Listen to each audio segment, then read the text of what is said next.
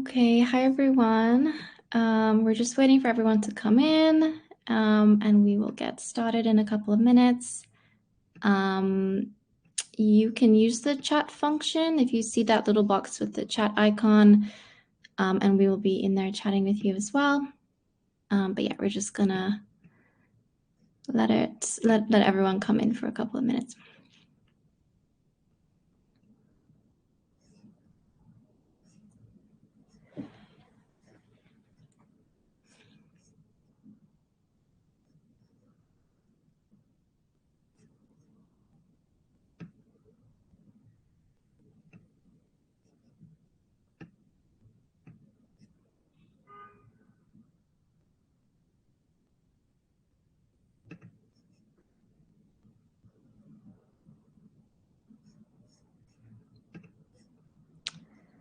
Okay, I think we will get started while we just wait for everyone else to come in. Okay, so welcome. My name is Jenna. I am with WORK180 and I'm here with Winitha, which is super exciting.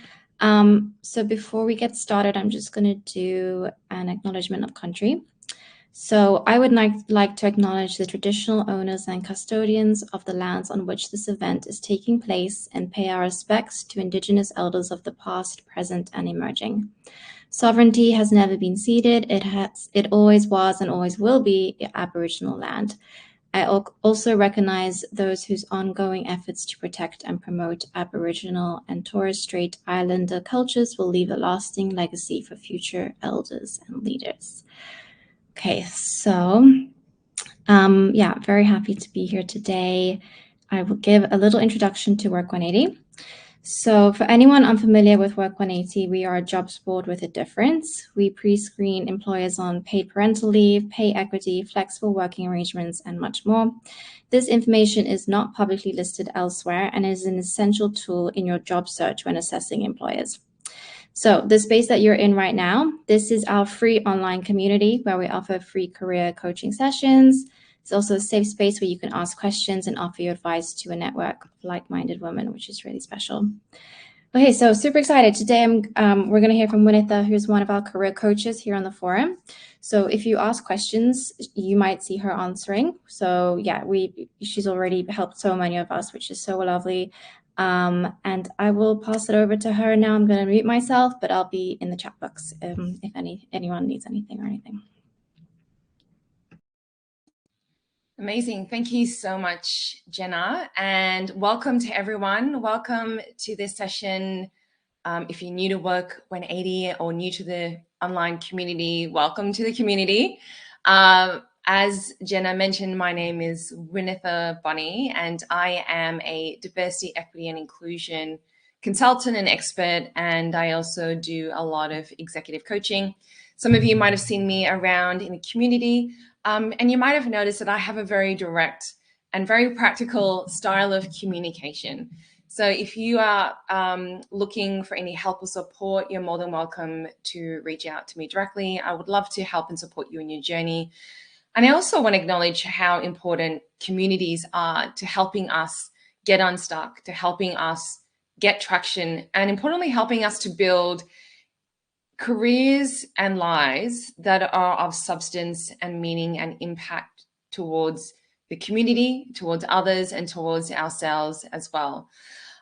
Because I'm so passionate about a transformative life and living a life of your potential and your possibility, I think that drives a lot of the communication style that I have. And Jenna and I were just talking about it backstage around the amount of jargon and terms that we use in business and in our careers, and how we actually need to simplify our language. Now, the irony is that diversity, equity, inclusion has a lot of labels, has a lot of terms in the work. Languages and labels are really important to the work progressing forward. And we also know that this work is fundamentally about the human experience. So with that said, if you know what country you're on, if you're calling or dialing in from Australia, I'd love for you to share that in the chat box. If you are calling in from anywhere else in the world, I'd love to hear where you are dialing in from. For myself, I'd like to acknowledge that I'm on the lands of the Kuminberry families of the Yagambeh language region. So up here, up north in Australia, in the area of the Gold Coast, which is not very sunny today.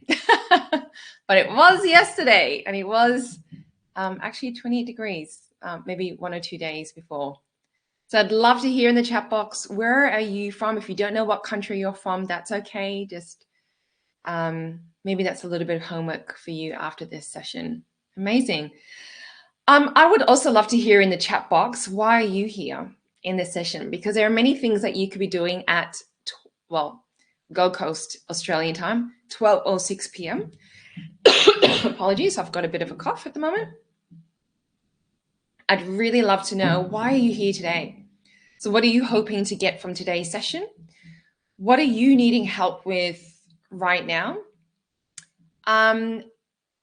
And also know that when you share that, you're actually doing so in service to others, because there's probably be someone in this session who is thinking, feeling the same thing, but perhaps for whatever reason is not feeling comfortable sharing. And know that when I am able to answer that question or provide a bit more support around that space, we're actually everyone, all of us are getting that support as well. So I'd love to hear in the chat box.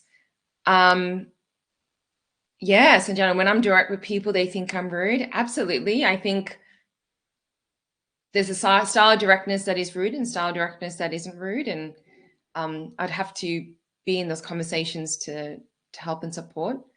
But I also know that a lot of people think that direct communication is rude. And a couple of people have said to various people that they think that they're passive aggressive. And I always say when I'm doing coaching that passive aggressive actually looks very different. So I'd love to hear in the chat box, why are you here today? What do you want to learn? So in terms of today's session, what we're covering is how can we add more meaning and fulfillment to our career and also to our leadership journey as well. You all will be at different places in your career. Some of you may be looking for a job, currently looking for a role. I know there are many in the community that are currently looking for a role or looking for their next role. There will be those of you that are looking to change roles or maybe move industries. And there will be others that are looking at that next step in their career. So that next step meaning whatever it means to you. So for some people, it might be moving out of a traditional 9-to-5 job. It might be moving into a role that provides different working environments, for example, flexible working.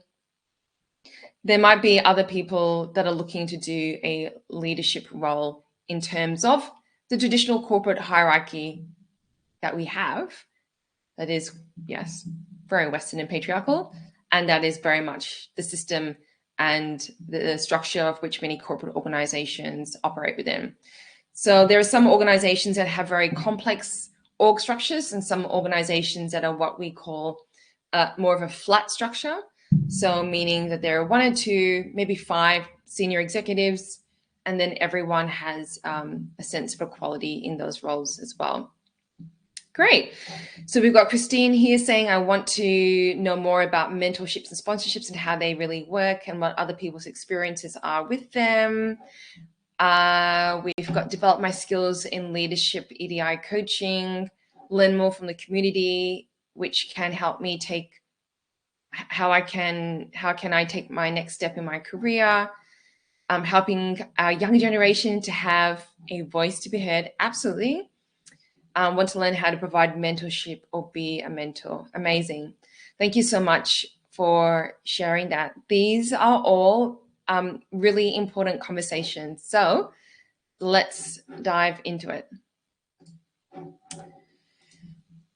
So a little bit of background for me, and in the comments below in the chat box, give me a thumbs up or give me a yes if you can see my slides okay, so I know that you're seeing what I'm seeing on my screen. A little bit of context about my experience with mentorship and sponsorship. It's really been the lever that has helped me get to where I am in my career right now. So I have a background in executive leadership. I've worked in corporate organizations and non-for-profit organizations. Amazing. Thank you everyone for giving me a thumbs up. Technology, huh? I love it when it works. And sometimes what I can see on the screen doesn't match what others can see on the screen. So thank you so much for taking the time to tell me that. Yeah, so I have a background in executive leadership. I also have worked a lot in state and local government. In those opportunities and roles, I've done a lot of mentoring. In terms of community development, which is working with councils and service providers to enrich and develop communities where they're thriving, not just surviving, I have done what I call mentor the mentor training. So we have people out in the community mentoring community. What I've set up with councils and service providers is programs to help them mentor effectively, and importantly, mentor in a safe and respectful way as well. A lot of people ask me, what are your DEI qualifications? And I find that a very interesting conversation, because why would I go to an institution to only be institutionalized? Meaning a university. That said, I have been to university 4 times. So my formal qualifications are in business and innovation. I have 2 masters and a degree. I do love learning, and university definitely was a space for me to learn at university and learn more about business. And I really believe that's now become my superpower, because now when I work with organizations in the corporate space, I understand the business of business to then be able to effectively guide them and support them into how to integrate DEI into their business model, rather than it being a silo that sits in people and culture, ESG, sustainability, and so forth. So that's a little bit about me. These are the areas that I am really passionate about, that I focus on, and know that mentoring is something that runs right through all of these spaces as well. So let's jump right into it. Now, I'd love to see what you know, because what I don't want to share with you is information that you know already. So in the chat box, I'd love for you to share, what is the difference between a sponsor, a mentor, and a coach? What is the difference between a sponsor, a mentor, and a coach? Some of you might be Googling it at the moment, and if so, that's okay. I use Google quite a lot. What is the difference? Or perhaps you'd like to answer just one of those areas. So what is a sponsor to you? What does a sponsor look like, feel like, act like? What does a mentor do? Think like, act? How do they support you? Some of you might have worked with a coach. Sanjana, yep, no idea. That's great. Thank you for sharing that. Veronica, a sponsor can advocate for you. Gemma, a sponsor advocates for you when you're not in the room. Luz, not sure. And I also want to apologize in advance if I'm pronouncing anyone's name incorrectly. Gina, a coach talks to you, mentor talks with you. Oh, okay, Gina. Sponsor talks about you. I feel like you've seen my next slide. B Vid says, a mentor is someone with whom I want to learn. A coach would support me in that journey. A sponsor would help me do both. Amazing. I love that. Nanal says, a coach works with an individual to help them set and achieve specific goals. A sponsor advocates. A mentor provides guidance. Amazing. I'd love for you to scroll through the chat box and have a look and read what everyone is sharing right now, because it's absolute gold. I also want to share that what I say is not the be all and end all. I always say to people, take what serves you and ditch the rest. So take what serves you and ditch the rest. Sangeetha says, a coach will give practice to achieve our goal. Yeah, a coach will do that. Great, amazing. So let me share a couple of stories of where I've either acted in those roles or people have played those roles that have really helped me in my career. So once upon a time, I was in a role, and I was in a contracted role, meaning that it was for a specific period of time. Now, organizations sometimes have that as part of how they do employment. There are some organizations that do that for financial reasons, knowing that there might be a piece of work that only exists for a specific period of time, and they only need someone to implement that work for that period of time. Or perhaps they're wanting to see, is there a need for people in our organization to do the work because our teams are feeling overwhelmed and quite burdened. So perhaps they have a role for a specific amount of time because they're wanting to test that. So I was in one of those roles, and I was really hoping that that role that would be turned into a permanent position. Unfortunately, the economy did not do so well that year, and so the organization were making quite a lot of budget cuts, of which case meant that any roles that were contract roles, so only for a specific amount of time, would not be renewed. So I happen to really love this organization. Like, I love the team, and I don't, when I look back at my career, there aren't a lot of organizations and teams that I have genuinely loved working with. Like, I mean, the thought of me leaving made me want to cry, because for the first time in my life, like, I really felt like I belonged and that the team valued me. And I know how hard and difficult that can be to find. So I was walking with a friend one day, and I shared with her that I, in a couple months was going to leave. And the tears started welling up in my eyes. It started falling down my face. And I started crying, and I was telling her how upset I was about leaving. And I absolutely understood that for financial reasons, they couldn't give me a permanent role or even extend my role for a longer period. She then proceeded, with my consent, to write an email to all the executives in the company, including the CEO, and advocated for me to stay. She gave all the reasons, all the business reasons, as well as the non-business reasons in terms of the opportunity to me of what it meant for me to stay in that organization. She put a couple of ideas forward of what we can do to keep Winify in this team, in this organization.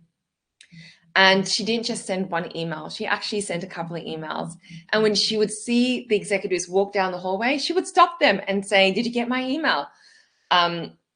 Is there a way that we can keep, Winify?" And absolutely, there are many other people, not just myself, that unfortunately had to leave that organization. And at the same time, what she was doing was acting in the capacity as a sponsor. So she was someone that absolutely understood her privilege being a white woman. She was someone that knew that for someone like myself, with my lived experience, finding spaces where I felt like I belonged, where I was truly valued by a team, unfortunately is not a common experience that I was having in my career to date. And she also absolutely understood, because we had many conversations about racism and equality in general. And she was someone that understood the need to advocate and to speak up as well, and to really back people that have lived experience of marginalization and discrimination. And so what she did is she acted in the capacity of a sponsor. I have had a mentor that a very reverse situation happened, where I found myself the CEO of a company. Unfortunately, the company that I was CEO of, I did not see the financial statements, which is a usual process that you would go through during the recruitment process of a position like a CEO. For whatever reason, they didn't share. I didn't ask. I then understood why when I landed the role and started working in the organization. The organization had about 6 months worth of cash flow left. They were in a terrible financial position. So I had to make the very hard decision to actually let go of people in the business and make some very quick and swift changes to restructure the company financially. Now, for me, as a person that loves working with people and supporting people, emotionally, I was not in a good place because to be honest, I was freaking out. And so what I had was a mentor that worked with me, and he would come into the office after hours and we would work through together all the decisions, and he would help me make decisions. Because when you do a role like that, and yes, in that role, I did report to a board, but these were operational decisions that fundamentally, I had to make before taking them to the board. But having someone to give me advice and show me how to do this in a way with a lot of compassion and empathy was something that I needed. So my mentor was someone that was guiding me and supporting me, not telling me this is what you need to do, sharing their experiences and their stories of having been in a similar situation, and also sharing resources as well. Now, I needed a lot of support at that time. And I also was working with an executive coach. So that executive coach was someone that I met with on a weekly basis. We had a 1-hour session. She would ask me questions where I would have the ability to come up with the answers myself. Now, with some coaches, like if you work with someone like myself, I will play multiple roles. So I will be a coach, but there are moments when I will put on my mentor hat and I will also give you advice and guidance and maybe share experiences to help you work through something if you're really stuck. And then there are moments when if there's an opportunity that I know of that I think is really aligned to your goal, then I might play the role of sponsor and do what is needed to advocate for you to align you to that opportunity as well. So I think there's really important distinctions around a sponsor, mentor, and a coach. And I think also for those that identify as women and those that identify as being from historically marginalized and excluded communities and identities, it's really important to understand also the power dynamics of these three roles. And you can pretty much see it in this image here as well. For me, a sponsor very much feels like an ally, and you can see there that they're waving a flag. So for me, a sponsor or an ally is someone that is always on the lookout for opportunity for you, that advocates for you in the spaces and the places where perhaps you may not have access to for whatever reason. And they are people that know you enough and have had conversations with you to get your consent and to have your consent and know what consent you have provided around what they can share in those spaces about you and what opportunities they can share with you as well. So absolutely, a sponsor does advocate for you. And I think a really important part of a sponsorship relationship is actually a conversation where we are giving that person guidance around what are we okay with them sharing in those spaces where we are not physically or virtually present? What stories are we okay with them sharing? And what opportunities are we specifically looking for as well? So sponsors absolutely advocate for you, but sponsors also need guidance from you as well. I always tell people that I'm not a mind reader and I'm not a psychic. So although when I'm working with people, I get to know them and I can anticipate what their needs and desires are, at the end of the day, yes, on one side, I am very intuitive. On the other side, I absolutely acknowledge that I don't have that person's lived experience, right? I'm not in that person's mind and in their physical body. So I don't know what they're feeling and thinking at any point in time. And I also don't know what their needs are. And it's important for me to ask. And it's also important for the sponsee to tell me as well. What is your goal? What opportunities do you feel are going to help you achieve that goal? And in those spaces where I'm having conversations with an organization that I think there might be a role that would be really great for you, what do I have your permission to share? Can I share your resume? Can I share your LinkedIn profile?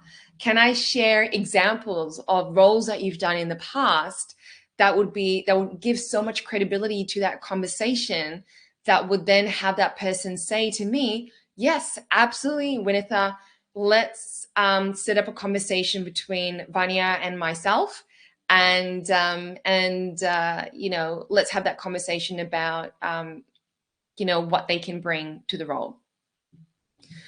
So this also applies across all the other paradigms as well. So with a mentor and coach, same thing.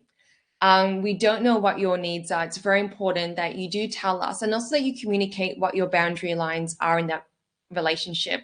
Safety, a relationship of trust, is really, really important. And again, not everyone has everyone's lived experiences.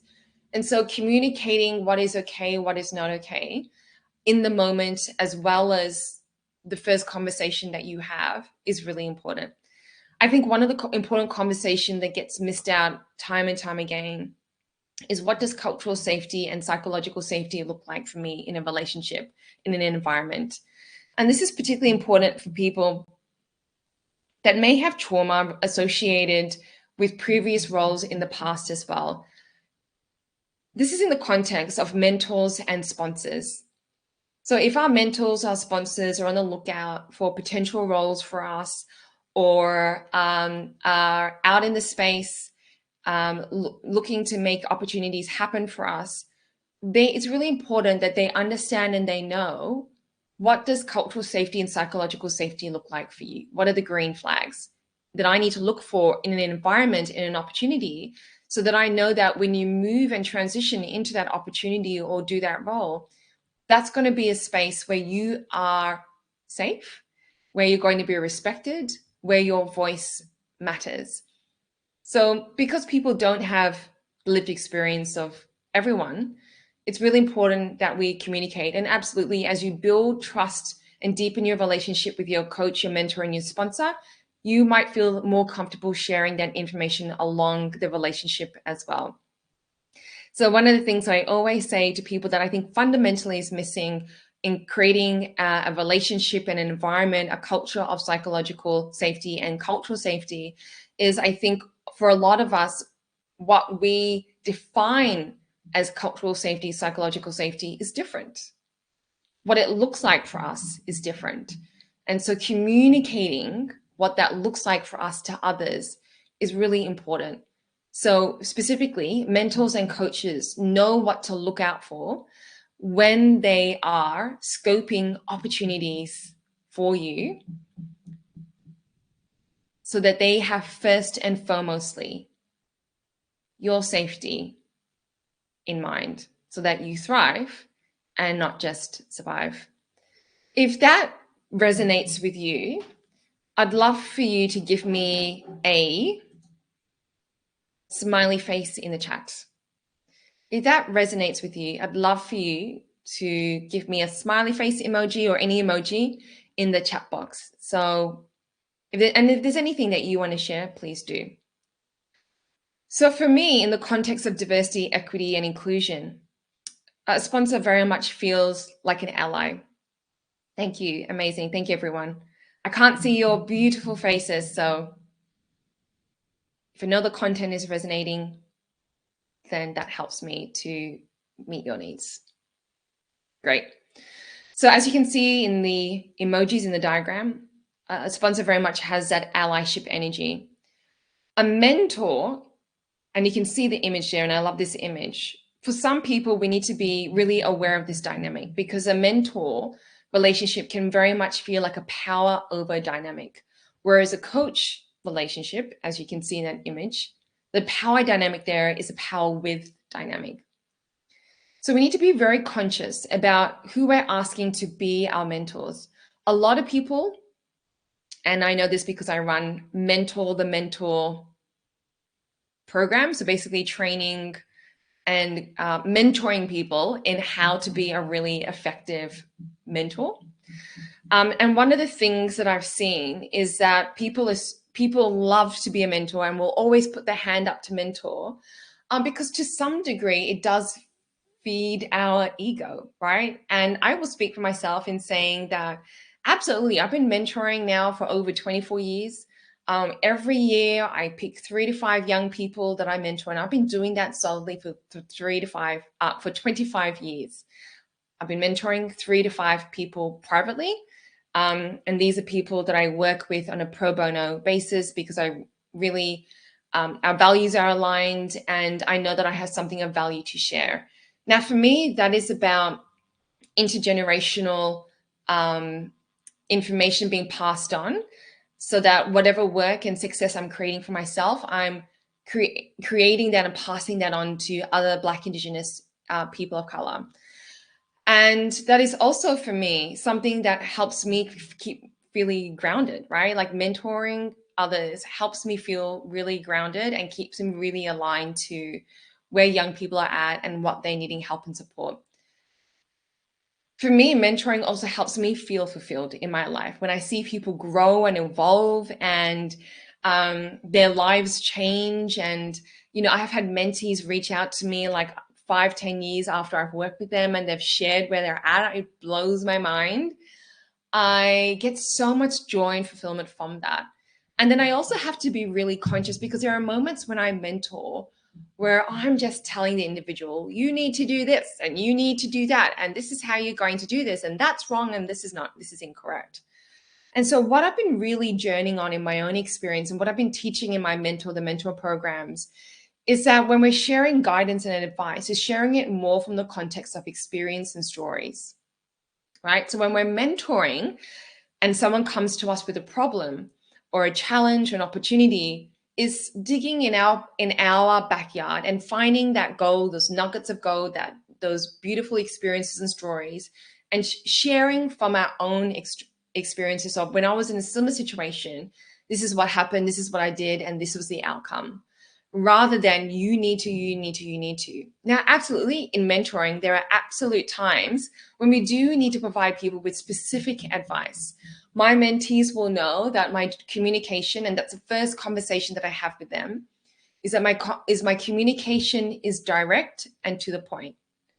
And so when we have a conversation, because our conversations are only 45 minutes, when we have a conversation, I'm going to tell you exactly what I think the solution is. And so there are absolutely moments when I do need to step into that role and give people really clear, direct advice and guidance about what the next step to help them get unstuck. Because in that moment, perhaps they're going around and around and around in their mind. Then there are also moments where I have to really hold back on that, because what is actually going to be the most helpful to the individual is them coming up with the answer themselves. So I can share my story and then ask them, what resonates with you? What's coming up for you right now? There are moments in the mentor relationship where I actually need to take my mentor hat and put my coaching hat on. Okay, so you want to be a general manager of sustainability. Great. For what purpose? For what is the highest intention of getting that role title for you? So asking them a question to help them get really clear about that next step, that next opportunity, if that's really in the highest version of themselves. Bethany's got here, I've had experience as a mentee that some industry organizations haven't matched their mentor and mentee correctly, which have discouraged mentees to the opportunities that the programs can provide. Absolutely. So I'm involved in a couple of STEM mentor-mentee programs, and that's one of the things that is definitely an area for improvement. A lot of industry organizations will run these programs, and I'm constantly going back to them and saying, we actually need to give people training on how to be an effective mentor. We need to give them some guidelines, because it can very much end up being a power over dynamic. And so for me, my own experience is that, in terms of mentors, I work best, my best relationships are actually with women of color mentors, because they have that lived experience. There's a sense of trust in the relationship. And I know that whatever I share with them about my own lived experience as a woman of color, the to some level, some degree, they can resonate with that, and we can actually unpack that and have a conversation around that together. Now, that doesn't normally happen in organizations for a whole variety of reasons. And so, and absolutely, choosing mentors that don't have the same lived experience as you is absolutely valuable, because they can step more into that role of ally. And that is absolutely important and absolutely valuable. And we also need to be very aware and cautious about a power over dynamic in that relationship as well. So thank you so much for sharing that, Bethany. Paramiti says, as a coach, you need to tame your advice monster. Yep. And Gemma says, people giving me direct feedback or advice is my love language. I think that's why I get along with you so well, Gemma. We have similar communication styles. Amazing. So a coach works, and I think someone mentioned that they put that so well. So a coach works with you, a mentor guides you, or they tell you, whereas a sponsor advocates for you, and it very much is action-based. So coaching is really more about inquiry. Mentorship is, I have a problem, I have an opportunity, what do I do about it? Sponsorship is, I am really struggling to get this specific role. I don't feel like I am fully seen and valued in the industry, and I know that you have a great network. And so what I would like you to do is, I'm going to give you a copy of my resume. I'm going to give you my LinkedIn profile, which is up to date. I'm going to share with you what my strengths are. I'm also going to share with you what cultural safety and psychological safety are going to look like for me. And what I would really value from you is for you to go out for your networks and speak and connect with people in your network and see if there are opportunities that are aligned with what I have just shared with you, aligned to my goals, aligned to what cultural safety and psychological safety look like for me, and aligned to my background, my experience, my essence, my expertise, and so forth. And so a sponsor very much is someone that has a good network, that has contacts, that works their networks and their contacts to link you up with opportunities as well. Amazing. So does anyone have any questions on the difference between a coach, a mentor, and a sponsor? Any questions? And can I also play a little bit of cognitive gymnastics with you? If I can play some cognitive gymnastics with you, please give me the emoji face with the sweat mark on it. I'm going to put it into the chat box.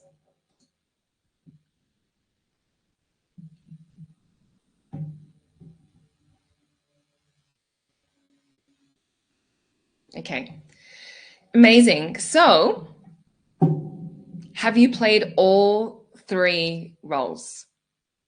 Have you played all three roles?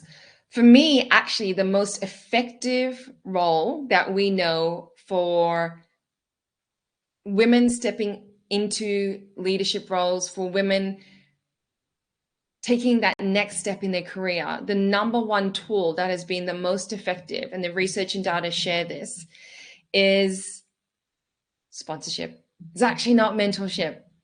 And for me, the thing that I love about sponsorship is that it very much is a power with dynamic, not a power over dynamic. And I think we have to be very cautious about mentors and who we're choosing to be mentors. And also we need to be very conscious about the mentorship programs that we're engaging in. That said, sponsorship is very much also a skill that needs to be learned. So right now I'm running a program, a corporate program, where I am mentoring and coaching executive sponsors on how to sponsor women effectively into the workplace. And that is very much because I know the default for them to run into is mentor mode. And that is a power over dynamic.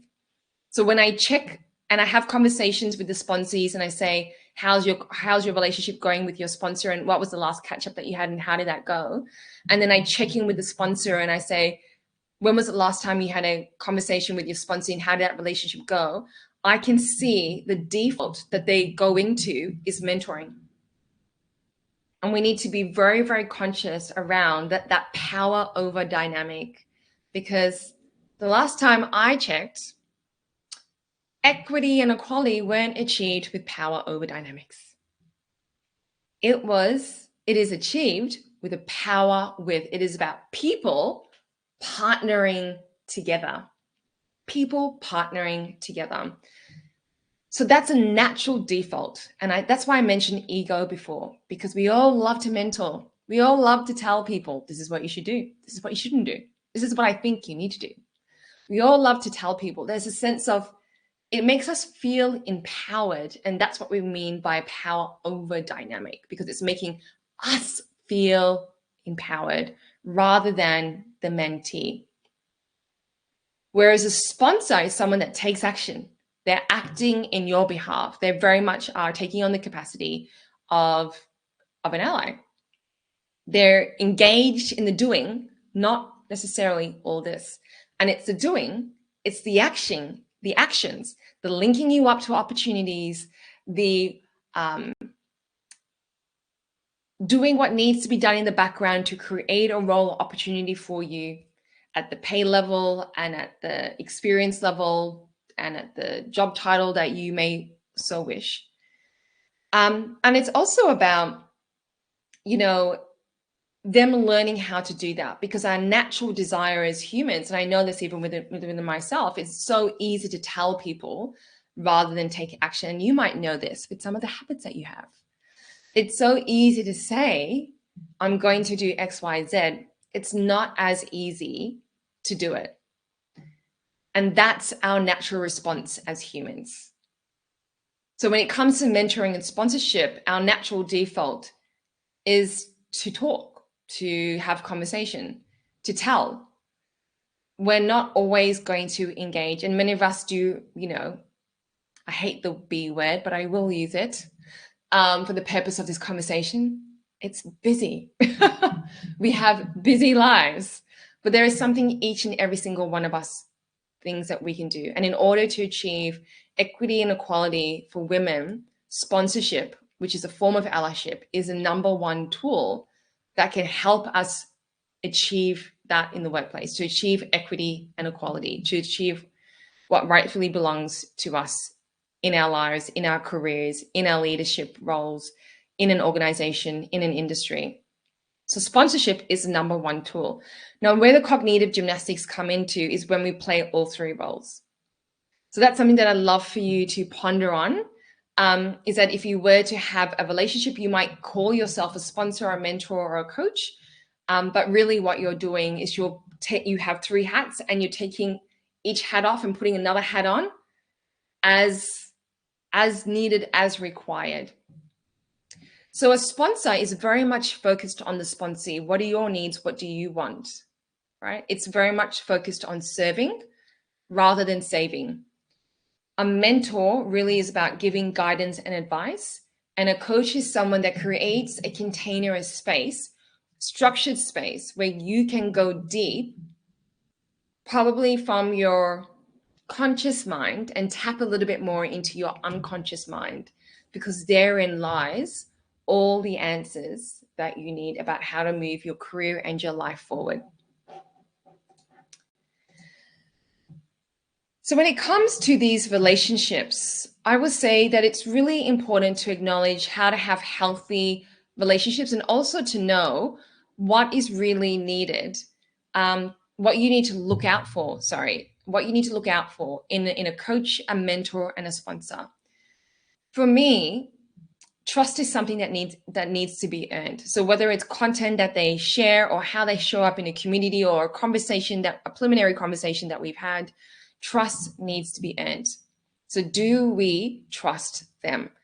We don't enter into a relationship and automatically trust them. It needs to be earned. So we need to create space for that trust to be earned first. Connection is worked for.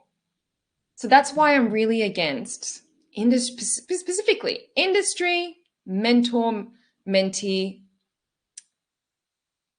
programs where there is no initial training on how to effectively be a mentor and understanding how to rebalance the power dynamics. So it's one founded on the power dynamics of a power with, which is what equality and equity is about. The best way is that we need to actually have a connection with the individual first. So connection is something that needs to be worked for. So before we enter into those relationships, some of the things that I've had to rewire in the mentor, in mentor programs or sponsored programs and organization is actually create spaces where sponsors and sponsees or mentors and mentees can actually mingle and meet each other in real life and get to know each other over a period of time. And then the mentees or the sponsees will put in a request about who they would like their mentor and their sponsor to be.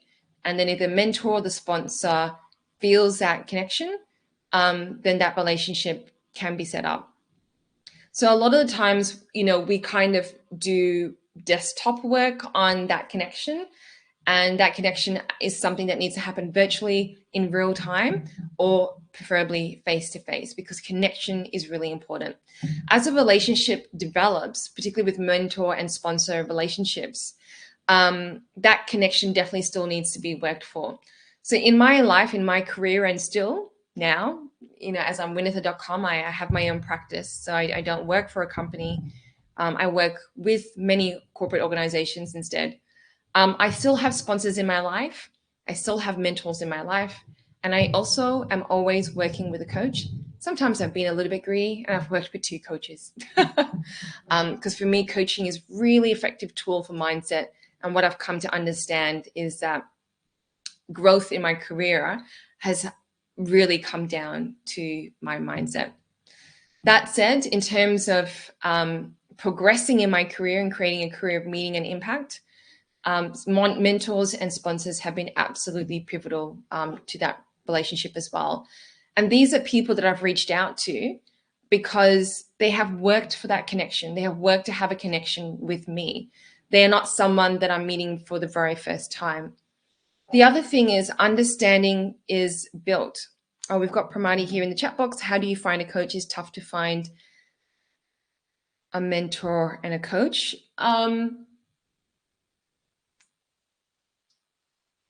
Well, there are many coaches on the WORK180 platform that you can reach out to, myself included. Contact me privately on LinkedIn. You can find me on LinkedIn.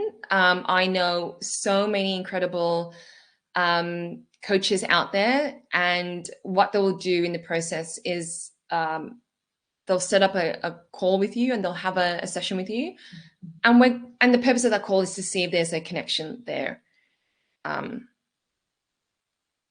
Oh, thanks, Rita. Thanks for sharing. I'll look at you.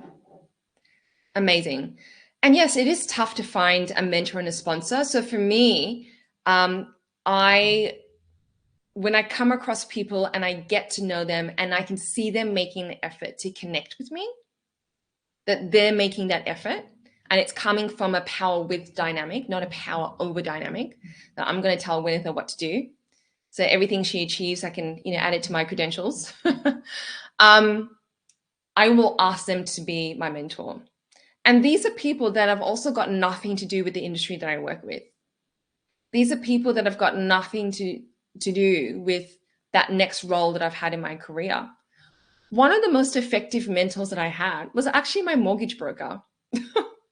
So my mortgage broker is someone that's, after we settled the house and I moved in, he said to me, Winitha, you have so much potential. I saw your resume, because part of the process was I had to send everything to the bank, including my resume. And he said, you're playing small. And I know that you can do so much and I'd really love to help you. And, he saw me as a young person and he loved mentoring young people. And he said, can I mentor you? Now, he was someone that I'd obviously had a connection with. In the very first conversation that we had about him being my mortgage broker, he wanted to know my story. He wanted to know why I wanted to buy a house, and all he did was listen. He was interested in me as a person, not about getting that job or getting that gig or getting that financial opportunity. He was interested in why getting a house was important to me. And as we went through the mortgage process, because it was my first house and the banks made it really difficult for me to get a mortgage,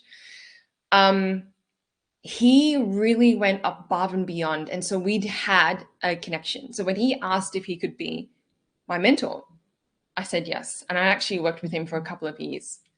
So a mentor isn't someone that necessarily has to be in your industry. There are mentors all around us in our community. A mentor is someone that has something that you desire. And I often find it's an energy, it's a feeling. Because when I had my first formal session with my mentor, who was my mortgage broker, he took me to the most fanciest Italian restaurant that I've ever been to in my life. Like the entrees were like $35, $40 a plate, the entrees. We had a 3-course meal. We had unlimited drinks. And I noticed that the people that were serving us they seemed to have a connection with him. So I said to him, I've noticed that these, the people that are coming up to you and also people that are not serving us are coming up to you and saying hi. Like, do you come here a lot? And he said to me, I own the place. And I was like, oh, okay. And then we had this massive conversation about his life and all the things that he's done. And for him, being a mortgage broker is about helping people have a home and make their dreams of having a home come true. And it's got nothing to do with the money because he's already made his money. And that's when I realized that's why he's my mentor. And it was a feeling for me, not an intellectual computation of why he needs to be my mentor. So for me, it's people that already exist in your community. It's people that, and the best way to meet mentors and sponsors is to go to networking events and to get to know people, grab their details, meet them over tea or coffee or chai or brunch. I do love meeting with people over brunch, and get to know them as an individual and take your time, let the relationship develop, and then tap into your intuition about, do you feel like they have something that you desire? And it usually is a feeling. It's not necessarily a job title, because I often find in the work that I do when I'm coaching people that people are chasing a job title, but what they're really chasing is a feeling. And they're chasing a feeling of what they think that job title is going to give them. And so that's why I think choosing mentors and sponsors from a place of feeling is really important. And choosing them from a place of feeling is important because it's about your safety as well, your psychological safety and your cultural safety. If that resonates with you, I'd love for you to give me a thumbs up in the chat box. If that resonates with you, I'd love for you to give a thumbs up. I also want to make it very clear that with all 3 roles, it's all about action. It's not just doing the talk, because if nothing changes, nothing changes, and it all comes down to action.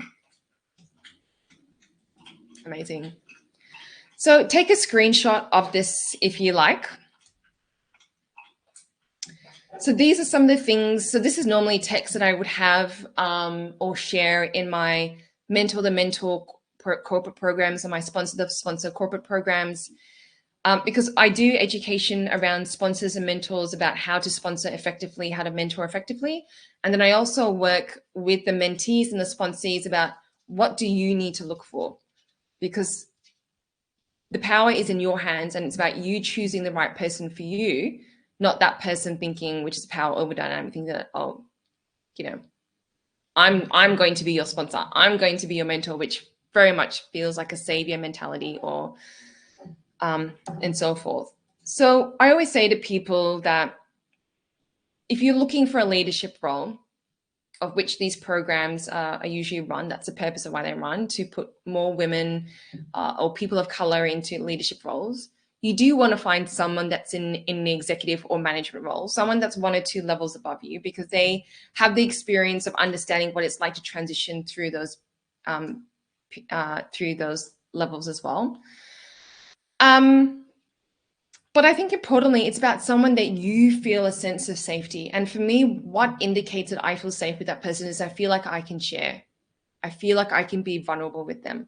I feel like if I had a bad day and I gave them a call, that they would really listen to me and they would really understand that. I also want to share with you that these mentor and sponsor relationships, can be formal or informal. They can be structured or they can be unstructured. I always say to people that it's about you two in that very first session having that conversation about what's going to work for the both of you. Like there are some mentors that tell me I'm really tight for time. So whenever you need me, reach out to me. And then there are some people like myself who love structure and formality. So the first conversation is how should we structure it? How many sessions should we have? How long should they be?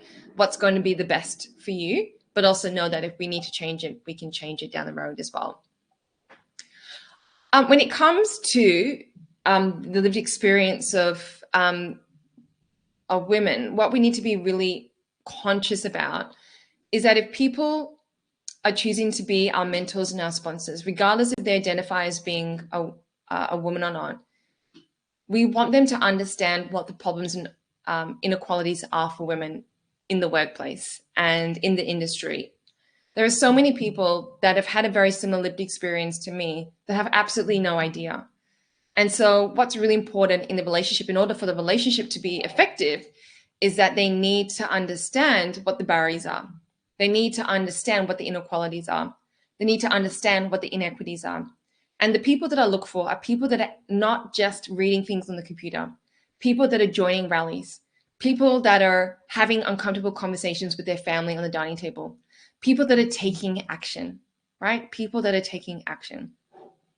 So I think it's really important to also rebalance the power dynamics in a relationship, that we choose people that very much, regardless of lived experience, if they have a similar lived experience or not, understand the barriers and the opportunity for us in the workplace. I also want to share with you that there are a range of emotions that you might feel in working with a coach, a mentor, or a sponsor. So as I said, in terms of leveraging your career and taking that next step, a mentor and a sponsor is what the research says is the most effective, and it actually points to sponsor. And I absolutely understand that from the power dynamics, right? Sponsor very much is an ally. So of course, there's going to be more women in senior leadership roles if people are acting as sponsors rather than mentors because of the nature of that role. It's a doing role, it's an acting role, it's about taking action, it's about acting in the capacity as an ally. That said, when you work with a coach, a mentor, or a sponsor, there may be a range of emotions that you may feel in that relationship, and know that that's okay. Because as you're challenging yourself, as they are challenging you, as you get unstuck, you're going to feel a range of emotions. And perhaps some of these emotions might come up in the relationship between the two of you.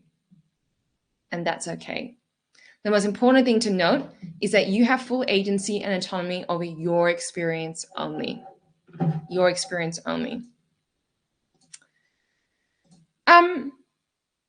Here's a nice graph or table. If you'd like to take a screenshot, you're more than welcome to. This is something that I use a lot in my psychological safety training and work that I do with organizations.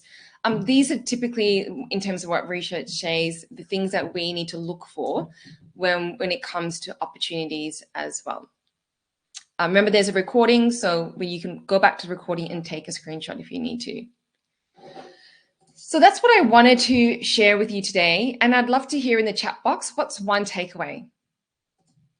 So I feel like I've talked a lot. I've shared a lot. I even got my words jumbled up a little bit. I caught myself, jumbling up my words. I have a habit of reversing my words in my sentences. So I'd love to hear what really resonated for you.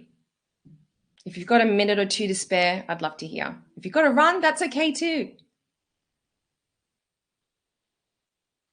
Go and network. Yes, Sanjana. One of the things I did in my career in my early 20s is I actually created little business cards I didn't have a business. I was looking for a job. I created little business cards. I had all my credentials on it. I had my goal, I had my strengths, and I had a list of some of the roles that I was looking for, and I would hand them out at events. Amazing.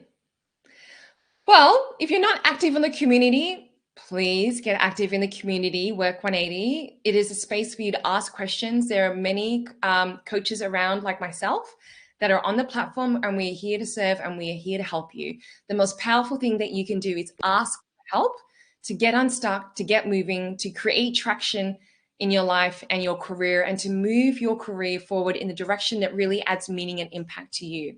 And the most powerful way that you can do that, and that you will do that, is by asking a question. And know that when you ask a question, not only are you doing so in service to you, importantly, you're doing that of service to the whole community.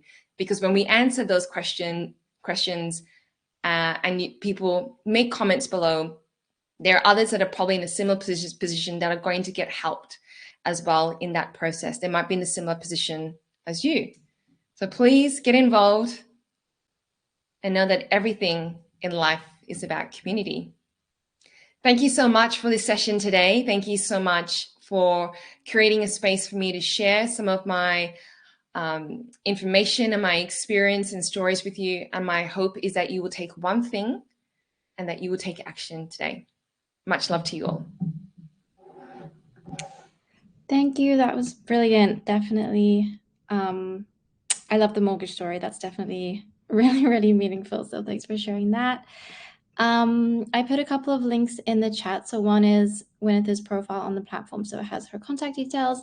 And then another one is the Level Up with Experts page, where we have all our coaches that we work with. So if that's something that you're looking to explore.